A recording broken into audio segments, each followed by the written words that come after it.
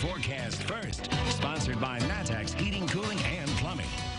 We're continuing to watch rain showers change over to snow for most of the central Illinois viewing area. A lot of us have been along and north of I-72 generally is where that transition has occurred now. And as temperatures fall just a bit more into the upper 20s and low 30s, we'll obviously see more of that occur.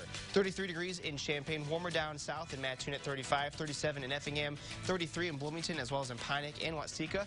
And we are still looking at just some snow flakes flying on our Gibson area. Hospital and Health Services weather came in, but it's not sticking there just yet. Some of us in Iroquois County are seeing a little bit of some sticking. Overall, though, we're waiting until later on tonight for that to occur. Winds are out of the north at around 10 to 20 miles per hour, with gusts a little bit higher than that. So we are talking about snow showers overnight tonight going into the day tomorrow morning, and that things will be coming to an end by tomorrow afternoon. We'll talk about the timing as well as the amounts coming up. WCIA 3 News starts right now. Now from WCIA 3 News. A man has turned himself in a Champaign murder, while friends and family say they knew who would be arrested the entire time. And are convicted felons being released back into Illinois towns and cities? Who says yes and what they want done about it?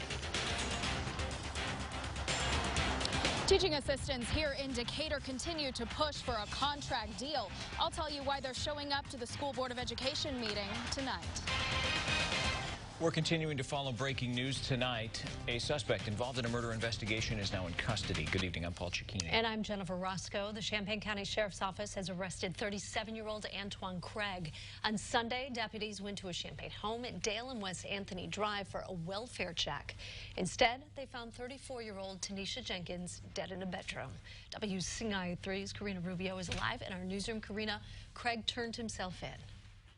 Jennifer, Antoine Craig turned himself into the Rantoul Police Department today. He's facing first-degree murder charges and is expected to appear in court tomorrow afternoon. Witnesses told the sheriff's office they saw the two arguing in a parking lot in the early morning hours on Sunday. Friends of Jenkins said Craig was at her home mid-morning and they asked to see her on video chat. He said she was fine and asleep, but they sensed something was off when Craig refused to show Jenkins. When deputies got to the home to check on her, they saw a man inside, but he left through the back when they knocked on the door. They found signs of struggle in Jenkins' body in the bedroom. Today, I talked to someone that's been friends with Jenkins for 10 years. She told me friends and family knew it was him, and even though they have a little bit of peace with him now in custody, it's a mix of emotions still. Of course, I feel angry. She didn't deserve any of that. She was amazing in every way. She helps every single person that she could help.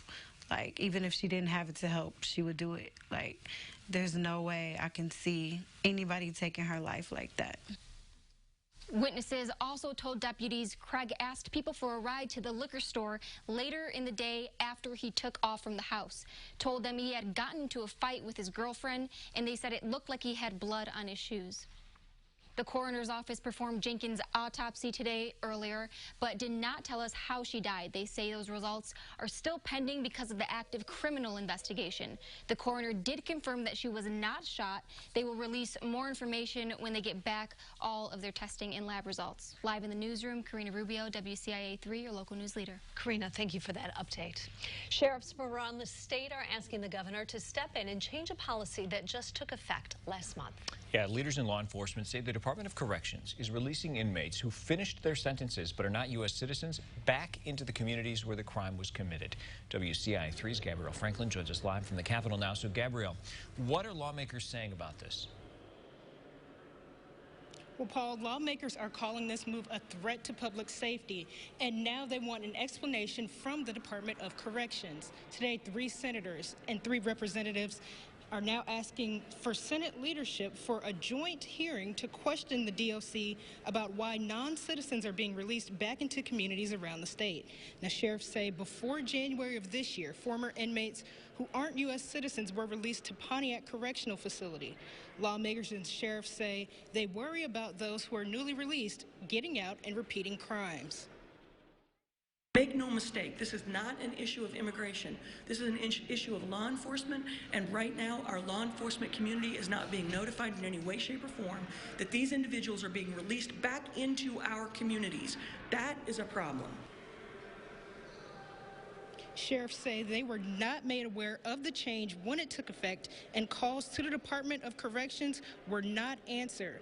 Now, we reached out to the governor's office. His press secretary tells us, quote, the governor's office is working closely with the Department of Corrections to review current policies. Paul. All right, Gabrielle, thanks for that update. Now, the Trust Act was passed in 2017. That law limits local law enforcement from participating with ICE, Immigration and Customs Enforcement. It's designed to prohibit officers from arresting people for not being U.S. citizens. Arrests are still permitted if crimes are committed. The act does not affect the length of sentences for those crimes that are committed. A state grant that supported an anti-gun violence program is set to expire tonight. Champaign leaders are looking into possible next steps. CU Fresh Start began 3 years ago. It involves face-to-face meetings between people with a history of gun violence, law enforcement, community members, and social service providers. Members of Champaign City Council will have to decide whether to find new ways to keep paying for it or focus on a new program altogether. A man who used to be in prison is trying to stop young people from heading down that path. Maurice Hayes spent 17 years behind bars. Now he's launching HV Neighborhood Transformation in Champaign County. The HV stands for Hood Voice, Hood Vision, Hood Vote. He's selling these sweatshirts and t-shirts to raise money for the cause. But what he really wants is for people to wear these to show solidarity in a fight against violence. Following up now in Decatur, tensions are still running high after nearly a year of failed contract talks between the school board and the Teaching Assistants Union. Yeah, TAs plan to pack that board meeting tonight before heading into yet another mediated session tomorrow. Since April, both sides have been unsuccessfully trying to settle on a contract fight over wages and health insurance costs. WCIA 3's Jennifer Jensen's live tonight. So, Jennifer, this could be a pivotal point in these negotiations. Paul, it definitely could be. Both sides have remained relentless on their stance when it comes to those sticking points. But the Federation of Teaching Assistants tells me they still remain hopeful that they can come to a contract deal soon. Their last mediated bargaining session happened about a month ago, and that was unsuccessful when it comes to settling on a contract. Now, if you remember, TAs went on a 3-day strike back in October last year to demonstrate their frustration with the school board. Now, during that time, the school district kept all special education and pre-K students out of class, which the State Board of Education called a violation of federal policy. Also, during the TA strike, the TA's benefits, including insurance, was taken away. So the Federation filed unfair labor practice charges against DPS. The benefits were later reinstated a couple days after the strike. And the strike was suspended by the TAs, but they returned to class without a contract. And teaching assistants say they want this contract dispute to be resolved so it doesn't get to this point again. This is very, very hard on the other 275 TAs. They don't know day to day what's happening. They don't know what's going to happen next year. Morale overall within our bargaining unit is awful. In response to my request for a statement from the school board, DPS said, quote, "We do not have a statement ahead of tomorrow's continuing contract negotiations," end quote. The mediation session is tomorrow at 4 o'clock in the afternoon, and the board meeting tonight starts at 6:30 in just a few minutes, and I will be there and bring you the details of what comes out of it tonight at 10. Live in Decatur, I'm Jennifer Jensen, WCIA 3, your local news leader. And it's pretty remarkable to think that these negotiations started in April of last year. Jennifer, thanks. The Democrats are set to debate once again what Illinois' junior senator has to say about the candidates. Also tonight. It wasn't quite the shot heard around the world how Trent Frazier got the attention of the Cornhuskers in one long heave. We have the snow showers changing over from the rain that we had earlier on today, and our temperatures as a result of that starting off as rain were a bit mild above 32. We topped out at 40 today before our temperatures began to fall. Coming up, though, we are talking about more of the snow, the cold days that follow, and then how temperatures will be warming up much more after that. Stay with us.